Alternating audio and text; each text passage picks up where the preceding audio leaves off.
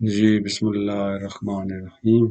दोस्तों हाज़िर हूँ POS सीरीज़ की एक नई क्लास के साथ। आज की क्लास में इंशाल्लाह हम परचेज़ फॉर्म में एक दो मज़ीद चेक्स लगाएंगे और एक आध एरर आ रहा है उसको हम दुरुस्त करेंगे। तो चलते हैं इस अपनी नई क्लास की तरफ।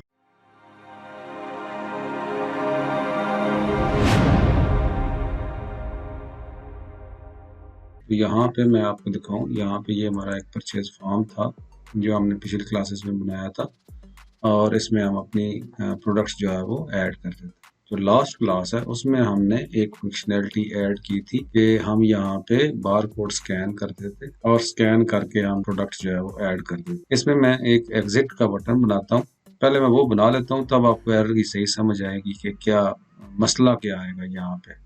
पिछली क्लास में हमने कुछ कोडिंग की थी। अगर आपने नहीं देखी तो काइंडली पिछली क्लासेस जरूर देखें ताकि आपको पता चले कि हम यहाँ पे क्या कर रहे थे और क्या बना रहे थे। तो यहाँ पे मैं चाह रहा हूँ कि हम इस परचेज फॉर्म को फाइनल करें। यहाँ पे मैं एक सेव एंड एग्जिट का बटन बनाना चाह रहा हूँ कि जब मैं यहाँ पे प्रोडक्ट्स अपनी ऐड कर लूँ उसके बाद मैं सेव एंड एग्जिट करूँ तो हमारा ये फॉर्म क्लोज हो जाए। उस सेव एंड एग्जिट से पहले हम कुछ चेक्स लगाना चाह रहे हैं। पहले मैं एक बटन बना लूँ, फिर मैं आपको बताता हूँ कि यहाँ पे क्या मसला क्या आएगा हमारा।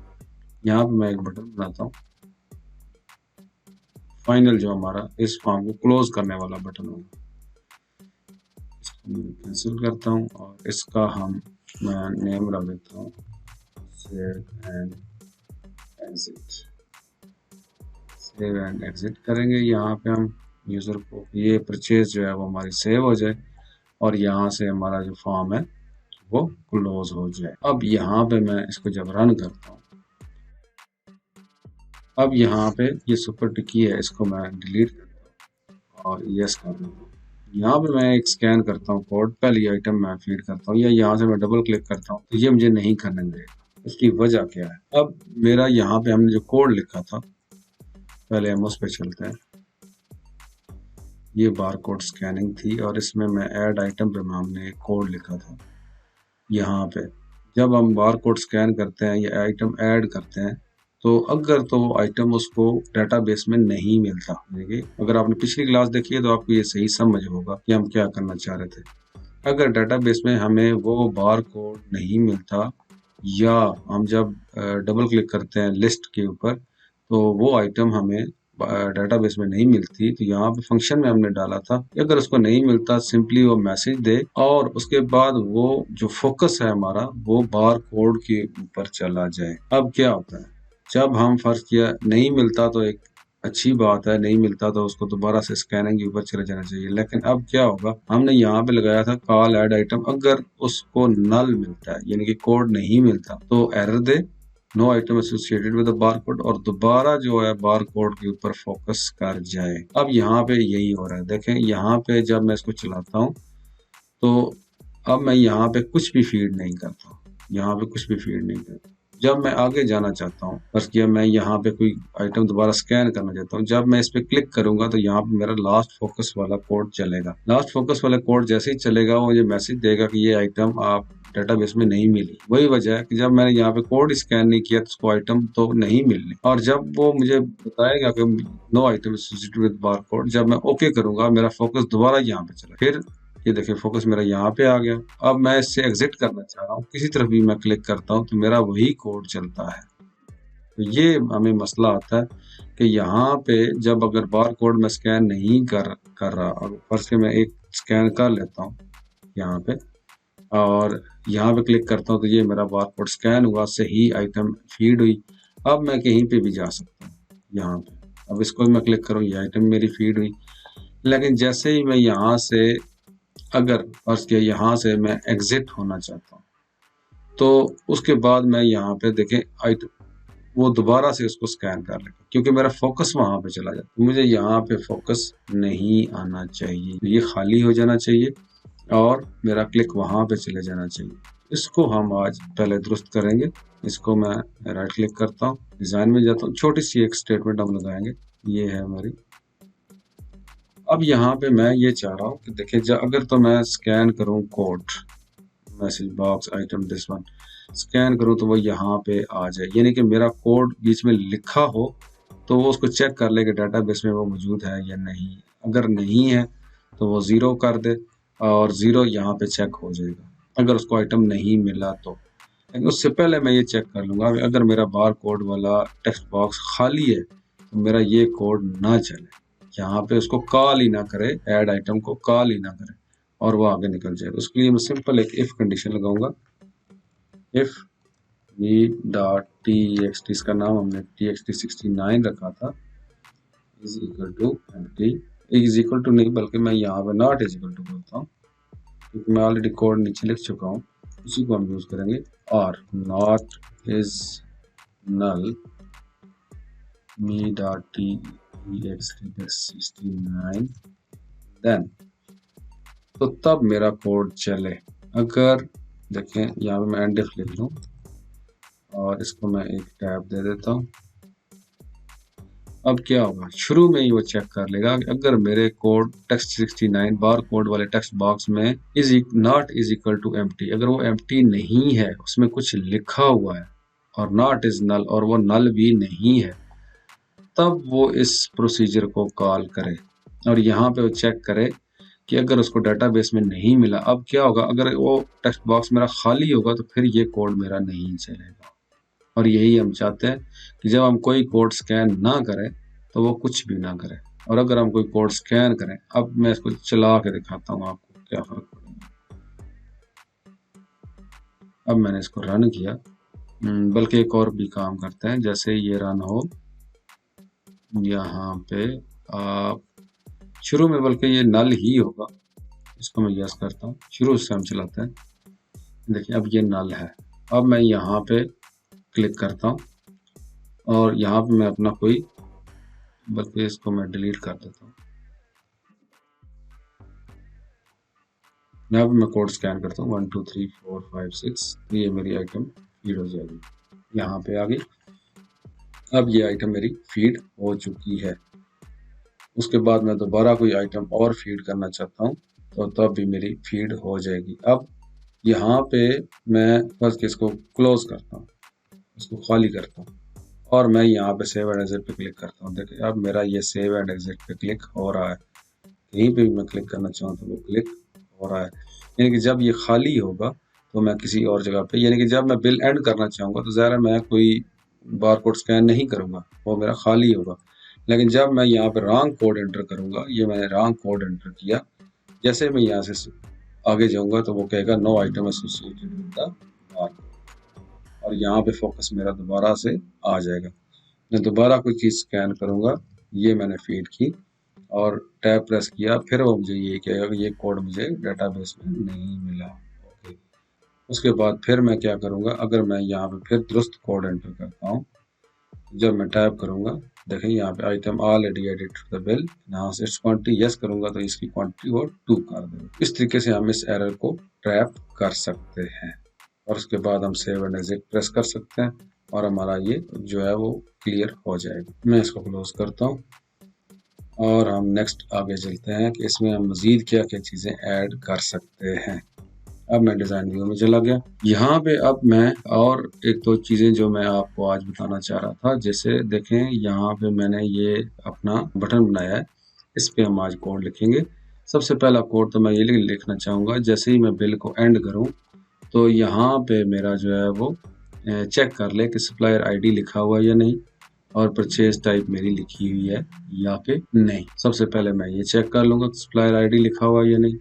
तो मैं इसी तरह इस बटन के ऊपर जाऊंगा और इसका मैं इवेंट ऑन क्लिक के ऊपर इवेंट कोड बिल्डर पे मैं चला जाता हूँ। सबसे पहले मैं क्या चेक करूंगा, इफ यहाँ पे मैं if V dot supplier ID dot list index is equal to -1, then अब जब लिस्ट इंडेक्स आप -1 चेक करते हैं तो इसका मैं पहले भी एक्सेस बेसिक कोर्स में बता चुका हूँ, किसी भी कॉम्बो बॉक्स का आप लिस्ट इंडेक्स अगर -1 होता है तो इसका मतलब है वो बॉक्स खाली है, उसमें कोई वैल्यू जो है वो नहीं है।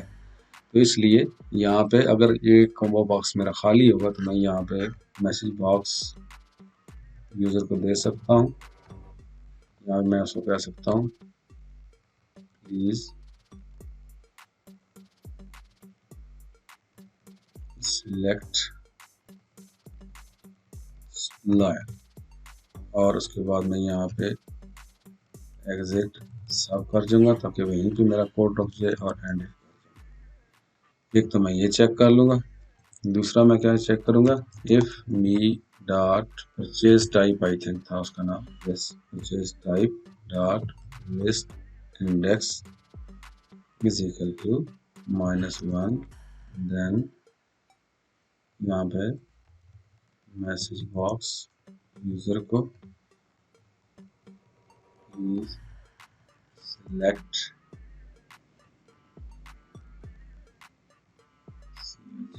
परचेज टाइप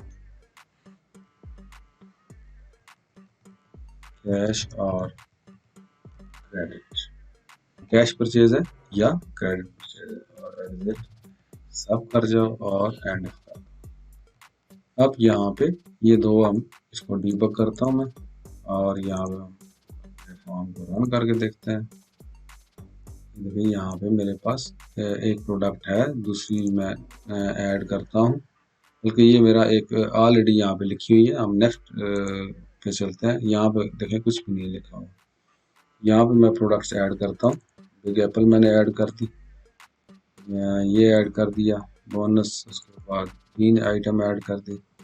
अब मैं जब यहाँ पे सेव एंड एग्जिट करूँगा तो वो देखें please select supplier, supplier select करें, मैं सप्लायर सिलेक्ट करूँगा, save and exit, please select purchase type cash और क्रेडिट।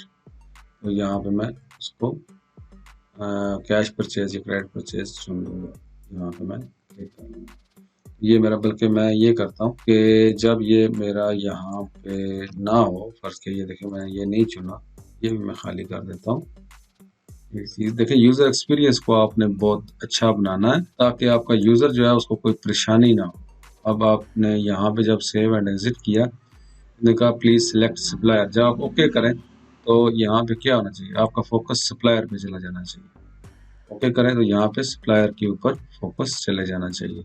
और इसी तरह अगर आप सप्लायर सिलेक्ट कर लेते हैं तो जब आप यहाँ पे परचेज सिलेक्ट कैश और क्रेडिट, तो आपका फोकस जो है वो इस पे चला जाना चाहिए। इसको हम कैसे हैंडल करेंगे, सिंपल, आप उम्मीद है ये समझ चुकी होंगे। यहाँ पे मैं इस बटन के ऊपर जाता हूँ और इसका कोड खोलता हूँ, और सप्लायर के ऊपर जब हम सप्लायर का एरर आता है उसके बाद आप क्या करेंगे, dot supplier ID dot set focus, और जब कैश एंड क्रेडिट का आता है तो यहाँ पे आपका me dot purchase type dot set focus, दोनों आप लिख देंगे। अब क्या होगा, यहाँ पे मैं जाता हूँ, उसके बाद सेकंड वाले रिकॉर्ड में मैं जाता हूँ, यहाँ पे मैंने कुछ नहीं लिखा, इसको भी मैं डिलीट करता हूँ। और जब मैं यहाँ पे जाऊँगा, देखें प्लीज सिलेक्ट सप्लायर, ओके करूँगा तो मेरा फोकस सप्लायर पे आ जाएगा। अब मैंने सप्लायर सिलेक्ट कर लिया, अब सेव एंड एग्जिट करूँगा, please select purchase type cash और क्रेडिट, जब मैं ओके करूँगा तो मेरा फोकस देखें परचेज टाइप पे आ चुका है। यहाँ पे कैश परचेज या क्रेडिट परचेज कुछ में, बल्कि अब नेक्स्ट हम कोड लिखते हैं कि जैसे ही देखें यहाँ पे मैं कैश परचेज सिलेक्ट करूँ तो ये कैश पेड वाला मेरा जो टेक्स्ट बॉक्स है ये अनेबल हो, और जब मैं यहाँ पे क्रेडिट परचेज सिलेक्ट करूँ तो ये मेरा जो कैश पेड वाला है ये डिसेबल हो जाए। ये हम कैसे करेंगे, डिजाइन व्यू में जाते हैं, परचेज टाइप के ऊपर जाता हूँ और इसका इवेंट मैं कॉम्बो बॉक्स का आफ्टर अपडेट इवेंट जो है इस पे लगाऊंगा। कोड बिल्डर पे हम जाते हैं और यहाँ पे मैं इफ ये dot purchase type dot value में चेक कर लूंगा इज इक्वल टू 1, देन अब 1 हमने दी थी कैश परचेज के लिए, क्या होना चाहिए, अनेबल्ड होना चाहिए, बी डॉट ई एक्स, क्या उसका मेरे में कैश पेड ही नाम था, cash paid, sorry, B dot cash paid dot enabled is equal to true, true spelling लिख दिए, else B dot cash paid dot enabled is equal to false और एंड। ये मैंने लिख दिया। अगर परचेज टाइप की वैल्यू 1 होगी यानी कैश परचेज होगा तो कैश परचेज को अनेबल्ड होना चाहिए, और अगर वो एल्स मतलब है उसके 1 के अलावा कोई वैल्यू होगी यानी 2 होगा तो वो डिसेबल हो जाएगा। इसको मैं करता हूँ। इसमें एक चीज़ और भी आपको बतानी है, वो मैं आपको दिखाता हूँ क्या होगा। अब यहाँ पे देखें, ये फर्स्ट वाला मेरा है यहाँ पे रिकॉर्ड, इसमें क्रेडिट परचेज है, लेकिन अब हमने इसको देखें, यहाँ पे हमने इसको मैनिपुलेट नहीं किया है क्योंकि हमारा कोड फायर हो रहा है जब इसको अपडेट हम करेंगे। अब मैं देखें यहाँ पे कैश परचेज करता हूँ तो ये अनेबल्ड है, दोबारा जब मैं क्रेडिट परचेज करूंगा तो ये डिसेबल हो जाएगा। अब ये डिसेबल्ड है, और फिर कैश परचेज करूंगा तो अनेबल हो जाएगा। नेक्स्ट रिकॉर्ड में मैं जाता हूँ। नेक्स्ट रिकॉर्ड देखें, क्रेडिट परचेज है। अब जब मैं नेक्स्ट रिकॉर्ड पे जाऊँ, क्रेडिट परचेज क्योंकि ऑलरेडी ये हुआ हुआ क्रेडिट परचेज, तो इसको डिसेबल ही होना चाहिए। जबकि मैं वापस आऊँ तो जो कैश परचेज है इस पे इसको अनेबल होना चाहिए। ये अब ये कौन सा इवेंट फायर हो रहा है, ये हमारा करंट इवेंट फायर हो रहा है। जब हम एक रिकॉर्ड से दूसरे रिकॉर्ड पे जाते हैं या एक रिकॉर्ड खोलते हैं तो उस वक्त मेरा करंट इवेंट फायर होता है। तो उसमें भी हम ये चेक कर लेंगे कि अगर इसकी वैल्यू क्रेडिट परचेज है तो ये डिसेबल हो, और अगर अभी देखें यहाँ पे क्रेडिट परचेज है लेकिन ये डिसेबल नहीं है। इसको हम कैसे करेंगे? सिंपल आपने करना क्या है, आपने यही कोड खोलना है, सेव एंड एग्जिट पे जो हमने कोड ऑलरेडी लिखा है, सॉरी सेव एंड एग्जिट पे नहीं लिखा, परचेज टाइप आफ्टर अपडेट के ऊपर लिखा है। इसको मैं कॉपी करता हूँ, कंट्रोल सी प्रेस किया, और यहाँ पे मैं देखूंगा ऑलरेडी हम करंट इवेंट पे ये कोड लिख चुके हैं। अगर नया रिकॉर्ड है तो वो नई आईडी हमें इशू करे। इसी के नीचे मैं यहाँ पे ये कोड भी पेस्ट कर दूंगा। अब क्या होगा, जैसे ही मेरा नया रिकॉर्ड आएगा या एक रिकॉर्ड से दूसरे रिकॉर्ड में मेरा कंट्रोल जाएगा, उस वक्त भी ये चेक कर लेगा कि ये मेरा क्रेडिट परचेज है या कैश परचेज। अब देखें क्या होगा। अब मैं यहाँ इसको खोलता हूँ, ये कैश परचेज है और ये हमारा कैश पेड अनेबल्ड है। जैसे ही मैं अगले रिकॉर्ड में जाता हूँ, देखें ये क्रेडिट परचेज है तो ये हमारा कैश पे डिसेबल हो चुका है। वापस मैं जाऊंगा, जो ऐसा रिकॉर्ड होगा जो कैश परचेज होगा तो ये अनेबल होना चाहिए। जब मैं वापस जाता हूँ, देखें ये अनेबल हो चुका है। इस तरीके से आप कैश परचेज होगी तो उसको डिसेबल करेंगे, और जो क्रेडिट परचेज होगी तो उसको अनेबल करेंगे। उम्मीद है ये चीज आपको समझ आई होगी। अब नेक्स्ट बहुत सारी चीजें हैं, जो एक दो चीजें हम नेक्स्ट लेक्चर में कवर करेंगे क्योंकि उसमें थोड़ी सी कोडिंग इन्वॉल्व है, तो वो मैं आपको बताऊंगा हमने किस तरीके से करना है और कौन कौन सी चीजें। वो ये हैं, देखिए सबसे पहली बात तो ये है कि यहाँ पे आपके पास मैंने परचेज प्राइस नहीं लिखी, जीरो है, सेल प्राइस जीरो है। जब मैं इसको क्लोज करूंगा तो ये रिकॉर्ड मेरा सेव हो जाएगा। ये मेरा रिकॉर्ड सेव नहीं होना चाहिए क्योंकि हमने चेक करना है कि मेरी किसी भी प्रोडक्ट की परचेज प्राइस और सेल प्राइस लाजमी एंटर होनी चाहिए। ये अगर एंटर नहीं है किसी भी, अगर फर्ज के यहाँ पे मैं पहली प्रोडक्ट की परचेज प्राइस में लिख देता हूँ, सेल प्राइस लिख देता हूँ इन, और दूसरी का नहीं लिखता, तो तब भी मुझे ये मैसेज दे कि आपने किसी एक प्रोडक्ट की परचेज प्राइस या सेल प्राइस दर्ज नहीं की है, या आप उसको डिलीट करें, और वरना ये फॉर्म सेव नहीं करेंगे। पहली बात तो ये है, ये उसको करनी चाहिए। दूसरा क्या हमारा मसला है, दूसरा ये है कि अगर मैं एक नया बिल बनाता हूँ और इसमें कोई भी आइटम फीड नहीं करता, फर्ज किया ये सारी मैं डिलीट कर देता हूँ। अब इस परचेज में मैंने कोई आइटम फीड नहीं की और यहाँ से मैं फॉर्म को क्लोज कर देता हूँ, तो ये असल में अभी हमने सेव एंड एग्जिट क्लोज का कोड ही नहीं लिखा। ये खैर चलें नेक्स्ट क्लास में लिख लेंगे। बात करने की ये थी कि यहाँ पे अगर आपकी कोई प्रोडक्ट मौजूद नहीं है, तो आप जब इसको क्लोज करेंगे तो ये क्लोज हो जाएगी। अब क्या होगा, आप देखें परचेज एंट्री में आपकी एंट्री रहेगी, ये बिल नंबर 2 देखें 0000, कोई भी इसमें नहीं है। जब आप इस खोलने में इसमें कोई भी आइटम ऐड नहीं है, तो ये एंट्री रखने का कोई मकसद नहीं बनता, खाली बिल आपने सेव कर दिया। अब अगर इसको आप चला के देखें परचेज फॉर्म को, पहले फॉर्म में तो आपके 2 रिकॉर्ड मौजूद हैं, जबकि नेक्स्ट रिकॉर्ड में आपकी कोई आइटम मौजूद नहीं है, तो ये बिल यहाँ पे सेव नहीं रहना चाहिए। तो हम चेक करेंगे कि अगर आप यूज़र जो है वो यहाँ पे कोई भी रिकॉर्ड एंटर नहीं करता और इसके बगैर ही वो उसको सेव करना चाहता है, तो हम ये रिकॉर्ड सेव ना करें। बल्कि ये रिकॉर्ड सेव मेन एंट्री में तो हो जाता है जब आप यहाँ पे प्रोडक्ट ऐड करते हैं तो, लेकिन क्या हो वो रिकॉर्ड डिलीट हो जाए, वो हमारे पास सेव नहीं रहना चाहिए। वो बिल जिसमें कोई भी प्रोडक्ट ऐड नहीं है वो नहीं रहना चाहिए।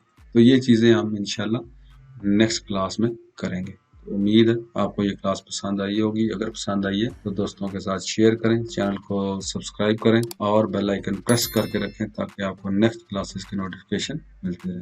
बहुत शुक्रिया। अल्लाह हाफिज़।